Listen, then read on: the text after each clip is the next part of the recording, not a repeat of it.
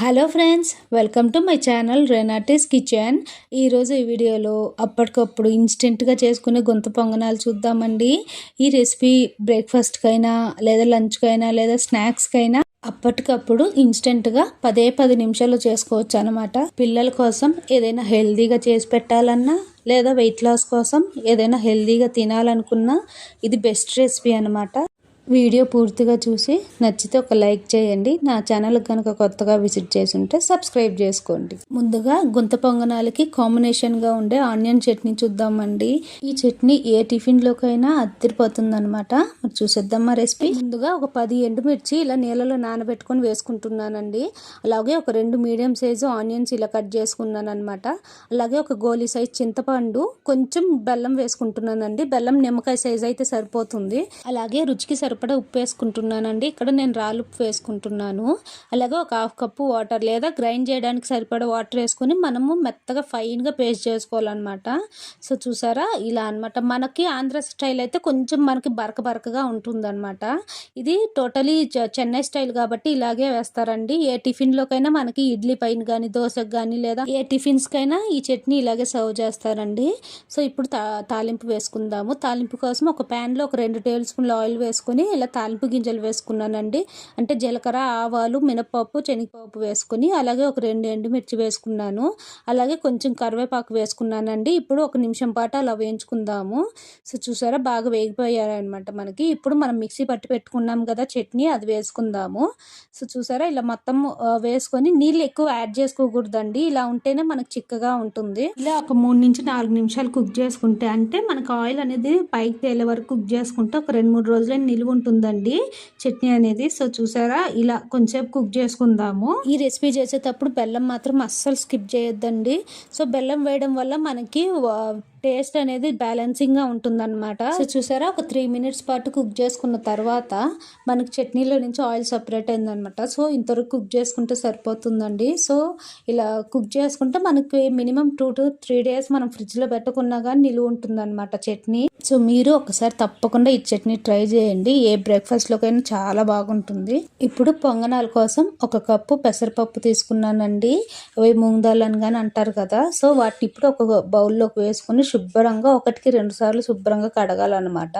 So dust అది ఉంటుంది కదా. సో చూసారా ఇలా రబ్ చేసుకుంటూ కడగడం వల్ల డస్ట్ అనేది క్లీన్గా పోతుంది అనమాట. సో నీళ్ళు వంపుకొని ఇప్పుడు గోరువెచ్చటి నీళ్ళు పోసుకొని ఒక 10 minutes పక్కన ఉంచుకుందాము. లేదా వేడి నీళ్ళు పోసి ఒక 5 minutes పక్కన పెట్టుకున్నా సరిపోతుందండి. చక్కగా నానిపోతాయి అనమాట. సో చూసారా ఒక 10 minutes తర్వాత మనకు పప్పు అనేది చక్కగా నానిపోయింది. చూసారా ఈ మాత్రం నానితే సరిపోతుందండి. ఇప్పుడు నీళ్ళన్నీ వంపుకొని మనం పప్పుని మిక్సీ జార్లో వేసుకుందాము. ఇక్కడ పప్పుని నానబెట్టుకోవడం వల్ల మనం పిండి రుబ్బుకున్నప్పుడు ఫ్లఫీగా వస్తుంది అనమాట. సో దానివల్ల పొంగనాలు కొంచెం సాఫ్ట్గా వస్తాయి. ఇప్పుడు ఇలా మిక్సీ జార్లోకి వేసుకున్న తర్వాత ఒక 1/2 కప్పు వాటర్ వేసుకొని ఇలా స్మూత్ బ్యాటర్గా గ్రైండ్ చేసుకోవాలండి. అంటే ఎక్కడ పలుకు ఉండకూడదు అనమాట. సో చూసారా ఈ వీడియోలో చూపించిన విధంగా సాఫ్ట్గా ఉండాలన్నమాట. సో ఇలా పట్టుకున్న తర్వాత ఒక బౌల్లోకి ట్రాన్స్ఫర్ చేసుకుందాము.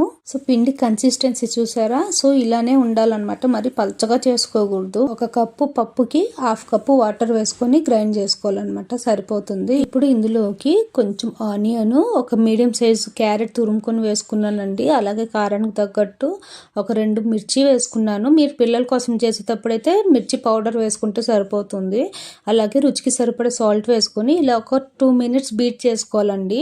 బీట్ చేయడం వల్ల మనకి ఎయిర్ బబుల్స్ అనేది ఫామ్ అయ్యి ఫ్లఫీగా వస్తుంది అనమాట. ఇప్పుడు పొంగనాల కోసం పిండి రెడీ అయిందనమాట. ఇప్పుడు ప్యాన్ పెట్టుకుందామండి. ప్యాన్ పెట్టుకొని కొంచెం ఆయిల్ వేసుకొని మీడియం హీట్ పైన మనం చేసుకోవాలన్నమాట. హై ఫ్లేమ్ పైన పెట్టుకుంటే మనకి అడుగు అంటుతుంది, లోపల వరకు కుక్ అవ్వదు అనమాట. సో అలా చేసుకుంటే పచ్చిగా వస్తుందన్నమాట టేస్ట్ అనేది. సో అందువల్ల లో టు మీడియం ఫ్లేమ్ పైన పెట్టుకొని మనం ఇలా పొంగనాలు వేసుకోవాలండి. వేసుకున్న తర్వాత కానీ మీడియం టు లో ఫ్లేమ్లో పెట్టుకొని మనం కుక్ చేసుకోవాలన్నమాట. ఒక 3 minutes కుక్ చేసుకుంటే సరిపోతుంది. సో ఇలా పొంగనాలన్నీ వేసుకున్న తర్వాత మూత పెట్టుకొని ఒక 2 to 3 minutes ఇలా కుక్ చేసుకోవాలండి లో ఫ్లేమ్లో పెట్టుకొని. సో కుక్ చేసుకున్న తర్వాత సో ఇలా మనకి పైన అంతా డ్రై అయిపోతుంది అనమాట. ఇప్పుడు ఇంకొక వైపుకి తిప్పుకొని కుక్ చేసుకోవాలి. చేసుకుందాము. సో చూసారా కలర్ గానీ ఎంత చక్కగా వచ్చిందో. ఇది మనం పెసరపప్పు క్యారెట్ వేసి చేయడం వల్ల చాలా హెల్దీ అండి. అలాగే పెసరపప్పుతో చేయడం వల్ల కమ్మటి రుచి వస్తుంది. సో పిల్లలు చాలా ఇష్టంగా తింటారనమాట. సో ఖచ్చితంగా మీరు ఒకసారి ట్రై చేయండి. కూరగాయలు అంటే ఇష్టం లేని పిల్లల కోసం ఇది ఒక మంచి రెసిపీ అనమాట. ఇంకా నా ఛానల్లో గ్రీన్ పీస్ పొంగనాలు, సోయాబీన్ పొంగనాలు, అలాగే ఇన్స్టెంట్ దోశ రెసిపీస్, అది కానీ పెరుగు సోడా ఈనో ఏమీ లేకుండా చేశాను అనమాట. ఈ వీడియో చూసిన తర్వాత ఛానల్లోకి ఒకసారి వెళ్ళి చెక్ చేయండి. సో వీడియో కనుక మీకు నచ్చినట్టయితే ప్లీజ్ లైక్ చేయడం మాత్రం మర్చిపోకండి. మీ ఫ్రెండ్స్ అండ్ ఫ్యామిలీ మెంబర్స్కి షేర్ చేయండి. అలాగే నా ఛానల్ కనుక కొత్తగా విజిట్ చేసి ఉంటే సబ్స్క్రైబ్ చేసుకోండి. అలాగే పక్కనే ఉన్న బెల్ ఐకాన్ క్లిక్ చేయండి. దాని ద్వారా నేను అప్లోడ్ చేసే వీడియోస్ నోటిఫికేషన్స్ మీ వరకు అందుతాయి. ఇంకా నా ఛానల్లో ఎలాంటి రెసిపీస్ చూడాలనుకుంటున్నారో కింద కామెంట్ చేయడం మాత్రం మర్చిపోకండి. ఈ వీడియో కనుక నచ్చుంటే ప్లీజ్ లైక్ చేయండి. మీరు చేసే ఒక లైక్, ఒక కామెంట్ నా వీడియోని ఒక 10 మందికి షేర్ చేస్తుంది అనమాట. So please thanks for watching. Hello friends, welcome to my channel రేనాటీస్ kitchen.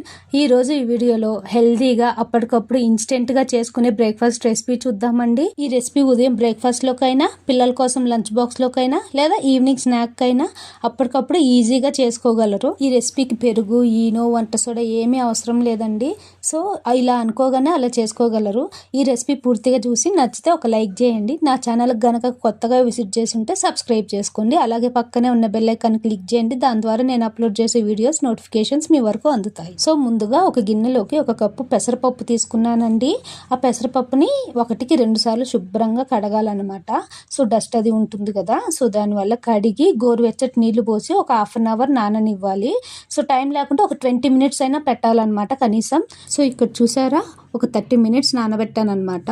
So మనం గోరువెచ్చటి నీళ్లు పోయడం వల్ల మనకి పెసరపప్పు అనేది చక్కగా నానిందనమాట. ఇప్పుడు నీళ్ళన్నీ వంపి మనం మిక్సీ పట్టుకుందాము. సో పెసరపప్పు బాగా నానితే మనకి స్మూత్ బ్యాటర్ వస్తుందండి. అంటే మనకి వెన్నలాగా వస్తుందన్నమాట స్మూత్గా. సో అలా పట్టుకోవాలి. ఒకవేళ పెసరపప్పుగా నానుకుంటే ఇంకొంచెం ఒక 5 to 10 మినిట్స్ నానబెట్టుకుంటే సరిపోతుందండి. ఇప్పుడు ఈ బ్యాటర్ని ఒక గిన్నెలోకి ట్రాన్స్ఫర్ చేసుకుందామండి. ఇప్పుడు ఇంకొక మిక్సీ గిన్నెలో 1 కప్పు బఠానీ వేసుకున్నానండి. గ్రీన్ పీస్ అంటారు కదా, అలాగే ఒక 2 పచ్చిమిర్చి వేసుకున్నాను.